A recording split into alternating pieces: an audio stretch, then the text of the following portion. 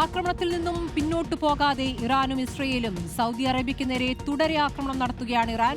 റിയാദിലെ US embassy ആക്രമിച്ചതിന് പിന്നാലെ വീണ്ടും ഡ്രോൺ ആക്രമണം ഉണ്ടായിരിക്കുന്നു. റിയാദിലേക്കും അൽ ഖർജിലേക്കും എത്തിയ 8 ഡ്രോണുകൾ തടഞ്ഞിരിക്കുകയാണ് സൗദി.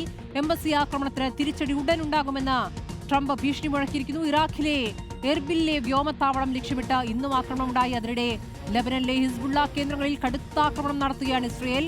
തെക്കൻ ലെബനനിലെ 59 പ്രദേശങ്ങളിലെ ആളുകളോട് ഒഴിഞ്ഞു പോകണമെന്ന് ഇസ്രയേൽ സൈന്യം ആവശ്യപ്പെട്ടിരിക്കുകയാണ്.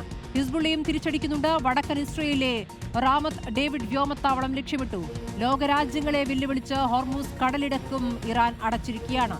വാർഡസ്കിൽ നിന്നും സായികുമാറും കെ സജീഷുമാണ് ഏറ്റവും പുതിയ വിവരങ്ങളുമായുള്ളത്. ആദ്യം സായികുമാറിലേക്ക്. സായികുമാർ, ഇപ്പോൾ ഓരോ ദിവസവും ആക്രമണം കൂടുതൽ കടുപ്പിക്കുകയാണോ ഇറാൻ? ഇന്ന് മിനിഞ്ഞാന്നത്തേതിൽ നിന്നും കൂടുതൽ ശക്തമായിരുന്നു. ഇന്നലെ 14 ഇറാൻ ആക്രമണം നടത്തിയത്. ഇന്ന് അതിലും ഉയരുകയാണോ ആക്രമണത്തിന്റെ തോത്? അതോടൊപ്പം തന്നെ ഹോർമൂസ് കടലിടുക്ക് അടയ്ക്കുക എന്ന ഏറ്റവും നിർണായകമായൊരു സ്റ്റെപ്പിലേക്ക് കൂടി കടന്നിരിക്കുന്നു ഇറാൻ എന്നുള്ളതാണ് സായികുമാർ. തീർച്ചയായും സ്മൃതി, ഒരു തരത്തിലുമുള്ള അയവുമില്ല. പശ്ചിമേഷ്യയിൽ ഇപ്പോഴും സംഘർഷ സമാനമായ സാഹചര്യം തന്നെയാണ്. അമേരിക്കൻ നാവിക താവളങ്ങളാണ് ആദ്യം പശ്ചിമേഷ്യയിലെയും ഗൾഫ് രാഷ്ട്രങ്ങളിലെയും നാവികസേന ക്യാമ്പുകളാണ് ആദ്യം ലക്ഷ്യമിട്ടതെങ്കിൽ ഇപ്പോൾ എംബസി ഓഫീസുകൾക്കും ആ കെട്ടിടങ്ങളിലേക്കും വരെ ആക്രമണം നടത്തി അമേരിക്കയെയും ഇസ്രയേലിനെയും വെല്ലുവിളിക്കുകയാണ് ഇറാൻ എന്ന് തന്നെ പറയേണ്ടി വരും. ഇന്ന് വീണ്ടും ഖത്തറിലും അതോടൊപ്പം ബഹ്റൈനിലും UAE-യിലും ഒക്കെ രാവിലെ സ്ഫോടനങ്ങളുണ്ടായി. സൗദി അറേബ്യയിലാണ് ഏറ്റവും കനത്ത ഒരു ആക്രമണം ഇന്ന് ഇറാന്റെ ഭാഗത്തു നിന്നുണ്ടായത്. അവിടെ അമേരിക്കൻ എംബസിക്ക് നേരെ ആക്രമണം ഉണ്ടായി എന്നുള്ള സ്ഥിരീകരണം വരികയും ചെയ്തു. അതിൽ കടുത്ത രോഷവും അമർഷവും അമേരിക്ക പ്രകടിപ്പിക്കുകയും ചെയ്തു. ഇപ്പോഴും പലയിടത്തും ആക്രമണം ശക്തമായ രീതിയിൽ തന്നെ തുടരുകയാണ്.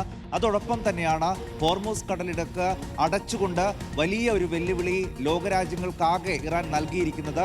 ആ വിലക്ക് ലംഘിക്കാൻ ശ്രമിച്ചാൽ ഏത് കപ്പലുകളായാലും അതിനെ വെടിവെച്ചിടും എന്ന ഒരു മുന്നറിയിപ്പ് കൂടി ഇറാന്റെ ഭാഗത്ത് നിന്ന് വരികയും ചെയ്യുന്നുണ്ട്. വലിയ പ്രതിസന്ധിയിലേക്ക് ഒക്കെ സാമ്പത്തിക പ്രതിസന്ധി, ചരക്ക് നീക്കമടക്കം സ്തംഭനാവസ്ഥയിലേക്ക് പോകുന്ന ഒരു സാഹചര്യം ഉണ്ടാകും. അതുകൊണ്ട് തന്നെ എല്ലാ രാജ്യങ്ങളും ഈ എണ്ണ പ്രതിസന്ധിയൊക്കെ ഉണ്ടാകും എന്ന് മുന്നിൽ കണ്ടുകൊണ്ട് ഇന്ത്യ അടക്കമുള്ള രാജ്യങ്ങൾ പോലും ചില ബദൽ നീക്കങ്ങൾക്കായി ചർച്ചകൾ ആരംഭിച്ചു എന്നുള്ള റിപ്പോർട്ടുകൾ കൂടി വരുന്നുണ്ട്. അങ്ങനെ അങ്ങേയറ്റം പ്രതിസന്ധി നിറഞ്ഞ ഘട്ടത്തിലൂടെ തന്നെയാണ് കടന്നു പോകുന്നത്.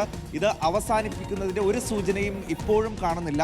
ഇതിപ്പോൾ ഇസ്രായേൽ പ്രധാനമന്ത്രി ബെഞ്ചമിൻ നെതന്യാഹുവിൻ്റെ വാക്കുകൾ വന്നത് ഇത് അധികനാൾ നീണ്ടു പോകില്ല, പക്ഷേ ഇതിൻ്റെ അവസാനം എന്നുള്ളത് സമാധാനമായിരിക്കും. ഇറാന്റെ ശക്തി പൂർണ്ണമായും ക്ഷയിച്ചു എന്ന തരത്തിലുള്ള പരിഹാസം കലർന്ന ഒരു പ്രതികരണമാണ് ഇസ്രയേലിന്റെ ഭാഗത്ത് നിന്ന് വന്നത്. പക്ഷേ ഇറാൻ ഇപ്പോഴും തറപ്പിച്ചു പറയുന്നത് അവർ ആക്രമണം തുടരും, പ്രതികാരം ചെയ്യും, ശത്രുക്കളുടെ അന്ത്യം കണ്ടല്ലാതെ അവർ പിൻവാങ്ങില്ല എന്ന് തന്നെയാണ് വിദേശകാര്യമന്ത്രി അരാക്ചി അടക്കം ഇപ്പോഴും പറയുന്നത്. അവർ ആ ആക്രമണം തുടരുകയാണ്.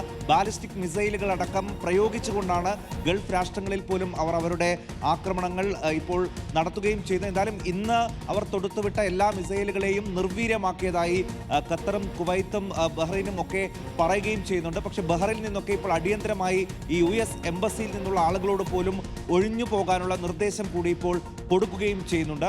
ലെബനോനിലാണ് ഇപ്പോൾ ഇസ്രയേൽ അവരുടെ ആക്രമണം കടുപ്പിച്ചുള്ളത്. അവിടെ ഹിസ്ബുള്ളയുടെ ഏറ്റവും പ്രധാനപ്പെട്ട ഓഫീസ് അടക്കം ആക്രമിക്കും എന്ന മുന്നറിയിപ്പ് നൽകുന്ന അവരുടെ ഒരു ടെലിവിഷൻ ചാനലിലേക്ക് ആക്രമണം സംഘടിപ്പിച്ചിട്ടുണ്ട്. ഏകദേശം 54 പ്രവശ്യകളിൽ നിന്ന് പൂർണ്ണമായും ഒഴിഞ്ഞു പോകണം എന്ന ഒരു മുന്നറിയിപ്പ് അവിടെയുള്ള ആളുകൾക്ക് കൊടുക്കുന്നു.